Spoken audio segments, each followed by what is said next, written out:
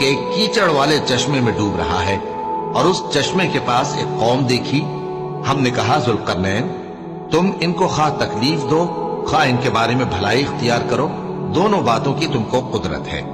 जुल्करनैन ने कहा कि जो कुफ्र व बदकिरदारी से जुल्म करेगा उसे हम सजा देंगे, फिर वो अपने परवरदिगार की तरफ लौटाया जाएगा तो वो भी उसे बड़ा अजाब देगा, और जो ईमान लाएगा और अमल नेक करेगा उसके लिए बहुत अच्छा बदला है, और हम अपने मुआमले में उससे नर्म बात कहेंगे।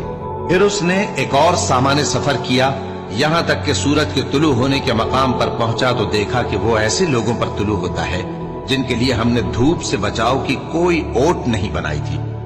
हकीकत यूं ही थी और जो कुछ उसके पास था हमको सबकी खबर थी। फिर उसने एक और सफर का सामान किया, यहां तक कि 2 ऊंचे सीधे पहाड़ों के दरमियान पहुंचा तो देखा कि